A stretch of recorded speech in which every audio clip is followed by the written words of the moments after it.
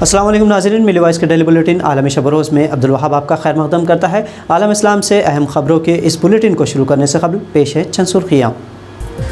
مودی سرکار کو فرانسیسی عدالت کا جھٹکا، رافیل طیارہ فروخت کے معاملے میں ہوگی مجرمانہ جانچ۔ امریکہ نے افغانستان میں خالی کیا بگرام ایئر بیس، طالبان نے بتایا خوش آئند قدم۔ صہیونی دہشت گردوں کا غزہ پر پھر سے تیسری مرتبہ حملہ، کسی طرح کا کوئی نقصان نہیں۔ غیر مسلمانوں کو انصاف دلانے کے لیے فرانسیسی عدالت میں مقدمہ شروع، چین کو ظلم بند کرنے کی فرانسیسی عدالت کی تلقین۔ اور کینیڈا میں چرچ کے اسکولوں سے بچوں کی باقیات ملنے پر عوام غضبناک، برطانوی ملکہ کا مجسمہ توڑا گیا۔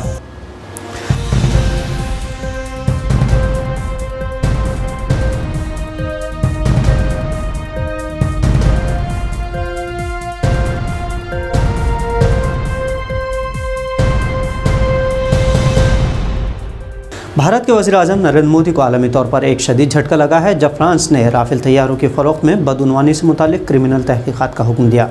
فرانسیسی عدالت نے عالمی طور پر معروف طیارہ فروختگی میں بدعنوانی کے اس معاملے کو عدالتی تحقیقات شروع کر دی ہے، جس سے مودی حکومت کی دوبارہ اس معاملے میں گھر سکتی ہے۔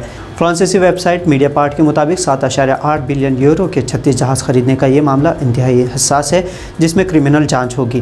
فرانسیسی عدالت کا یہ فیصلہ اس وقت سامنے آیا جب فرانس کی میڈیا میں رافیل طیارے کی فروختگی میں بڑے پیمانے پر گھوٹالے کے ثبوت کے باوجود بھارت میں معاشی بدعنوانی کے لیے جانچ ایجنسی ED نے کسی طرح کی کوئی کارروائی نہیں کی۔ اس کے بعد فرانس کے اینٹی کرپشن NGO شیرپا نے پیرس کی عدالت میں گھوٹالہ، اثر و رسوخ کے ذریعے کرپشن، پیسوں کی ہیرا پھیری اور اعلیٰ معاملات میں پسندگی سے متعلق مقدمہ دائر کیا۔ عدالت نے ان چاروں امور پر کرمنل تحقیقات کا آغاز کرنے کا حکم دیا۔ اس معاملے میں فرانسیسی صدر ہولانڈے اور موجودہ وزیر اعظم ایمینوئل میکرون کی بھی تحقیقات ہوگی، کیونکہ ان دونوں کے عہد میں ہی یہ طیارے فروخت کیے گئے تھے۔ ناظرین، دوسری اہم خبر افغانستان سے ہے، جہاں امریکی فورسز نے تقریباً 20 برس بعد طاقت کا مظہر بگرام ایئر بیس خالی کر دیا ہے۔ دارالحکومت کابل سے 50 کلومیٹر دور شمال میں واقع اس اہم فوجی اڈے سے غیر ملکی افواج کا انخلاء اس بات کی طرف اہم اشارہ ہے کہ اسی سال 11 ستمبر سے قبل نیٹو فوج کا مشن ختم ہو جائے گا۔ 11 ستمبر 2001 میں امریکہ میں ہوئے حملوں کے بعد امریکی فورسز نے بگرام ایئر بیس کو اپنا پہلا اہم اڈہ بنایا تھا۔ ایئر بیس خالی کرنے کے بعد امریکہ اور دیگر افواج وہاں سے نکل گئی۔ افغان طالبان نے بگرام ایئر بیس سے امریکی افواج کے انخلاء کو خوشائند قرار دیا ہے۔ طالبان کے ترجمان ذبیح اللہ مجاہد نے کہا کہ افغانستان سے غیر ملکی افواج کا مکمل انخلاء کے بعد افغان خود اپنے مستقبل کا فیصلہ کر سکیں گے۔ آپ کو بتا دیں کہ امریکہ افغانستان سے نکلنے کے لیے گزشتہ 2 سالوں سے طالبان سے مذاکرات کرتا آیا ہے، اور امریکہ کے انخلاء سے قبل ہی طالبان 180 سے زائد ضلعوں پر قبضہ کر چکے ہیں۔ دہشت گرد ریاست اسرائیل مشرق وسطی میں امن کے قیام کے لیے سب سے بڑا چیلنج ہے۔ دہشت گرد اسرائیلی لڑاکا طیاروں نے نئی حکومت بننے کے 1 ماہ کے درمیان تیسری مرتبہ جمعرات اور جمعے کے درمیانی شب غزہ پٹی پر فلسطینی ٹھکانوں کو بمباری کا نشانہ بنایا۔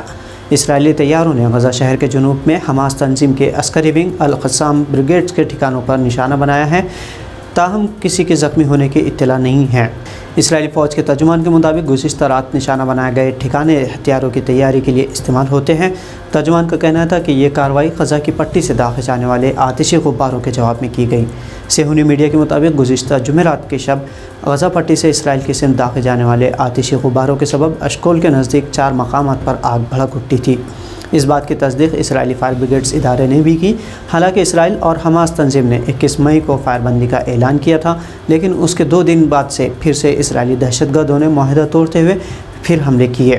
اس سے قبل مئی میں 11 روز تک جاری رہنے والی خونریز جارحیت کے نتیجے میں 260 فلسطینی شہید ہوئے تھے، جن میں 66 بچے بھی شامل تھے۔ دوسری جانب فلسطینی گروپ کے راکٹ حملوں میں 1 بچے سمیت 13 اسرائیلی مارے گئے تھے۔ ادھر حملوں کے بعد اسرائیلی پولیس اور فلسطینی مظاہرین کے درمیان نماز جمعہ کے بعد مشرقی یروشلم میں جھڑپ بھی دیکھنے کو ملی۔ مظاہرین نے پڑوس کے درجنوں فلسطینی خاندانوں کے ساتھ اظہار یکجہتی کے لیے سلوان میں نماز جمعہ ادا کی، جنہیں آثار قدیمہ کے پاک کے منصوبے کے لیے ان کے گھروں سے بے دخل کرنے یا ان کے گھروں کو مسمار کرنے کا خطرہ ہے۔ چین کو مسلم اقلیتی گروپوں کو ایذا پہنچانے پر بڑھتی تنقید کا سامنا ہے۔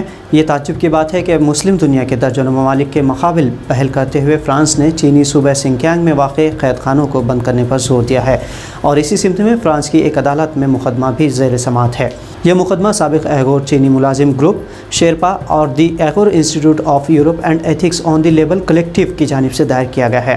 اس مقدمے میں جاپانی ریٹیلر یونیقلو، امریکی جوتا ساز کمپنی اسکیچرز، فرانسیسی کمپنی SMP/S، اسپینش ریٹیلر زارا پر مقدمہ درج کیا گیا ہے کہ وہ چینی صوبہ زنجیانگ میں غیر مسلم اقلیتوں پر زبردستی مزدوری کرواتے ہیں۔ چین پر عالمی طور پر 1 ملین سے زیادہ غیر مسلمانوں پر ظلم کے لیے تنقید کا سامنا ہے۔ فرانس اس سے پہلے بھی کئی مرتبہ غیر مسلم اقلیت کے ساتھ ناروا برتاؤ کرنے کے بارے میں چین پر دباؤ ڈالتا رہا ہے۔ اس کے علاوہ سنکیانگ میں حراستی مراکز کو بند کرنے پر زور دیتا رہا ہے۔ اس ضمن میں فرانس نہ صرف چینی عہدیداروں کے ساتھ اپنے باہمی روابط بلکہ اقوام متحدہ کے اندرون مختلف پلیٹ فارمز پر بھی بدستور سرگرم عمل ہے۔ کینیڈا کے شہر ونیپیگ میں منعقدہ ایوری چائلڈ میٹرز ریلی کے دوران مظاہرین نے ملکہ وکٹوریہ اور ایلزابتھ دوم کے مجسموں کو توڑ دیا۔ CBS براڈ کاسٹر نے اس بارے میں اطلاع دی ہے کہ یہ ریلی جمعرات کو نکالی گئی، جس میں یوم کینیڈا بھی منایا گیا۔ یہ دن بچوں کی یاد میں منایا جاتا ہے جنہیں سابق رہائشی اسکولوں میں تعلیم کے لیے بھیجا گیا تھا، لیکن بعد میں انہوں نے پورے کینیڈا میں متعدد غیر نشان زد بچوں کی خبریں دریافت کی۔ 20ویں صدی میں چرچ کے زیر انتظام ملکی بچوں کو زبردستی ایسے اسکولوں میں بھیجا گیا تاکہ وہ یورپی کینیڈا کے معاشرے میں شامل ہو جائے۔ ملکہ وکٹوریہ کا گرایا گیا یادگار مجسمہ مینٹوبا اسمبلی کے قریب ایک چوک پر تھا۔ مظاہرین نے مجسمے پر سوک نشان چھوڑ دیے اور لکھا کہ ہم بھی پہلے بچے تھے، انہیں گھر لے آؤ۔ پولیس نے ایک مظاہرین کو گرفتار کر لیا ہے۔ نشریاتی ادارے کے مطابق گرفتار شخص شاید ان لوگوں سے ناراض تھا جنہوں نے ملکہ وکٹوریہ کی یادگار کو منہدم کیا تھا۔ مظاہرین نے ملکہ ایلزابتھ دوم کے ایک چھوٹے سے مجسمے کو بھی گرا دیا جو کینیڈائی ریاست کے صدر ہیں۔ سال 2015 میں کینیڈا کے truth and of reconciliation commission نے ثابت کیا تھا کہ 1883 سے 1998 کے دوران تقریباً 1.5 لاکھ ملکی نابالغ بچوں سے جبری طور پر انضمام اسکول کے نظام میں داخلہ دلوایا گیا تھا۔ ان اسکولوں میں تقریباً 33,200 بچے فوت ہوئے تھے جو تبدیق سمیت متعدد بیماریوں کو مرکز بنے تھے۔ تو ناظرین، یہ تھی ملی وائس کے عالمی شب روز بلیٹن میں اہم خبریں۔ دیگر تجزیوں اور بھارت سے اہم قومی خبروں کے لیے ملی وائس کو فالو اور سبسکرائب ضرور کریں۔ اب عبدالوہاب کو اجازت دیجیے۔ شکریہ، اللہ حافظ۔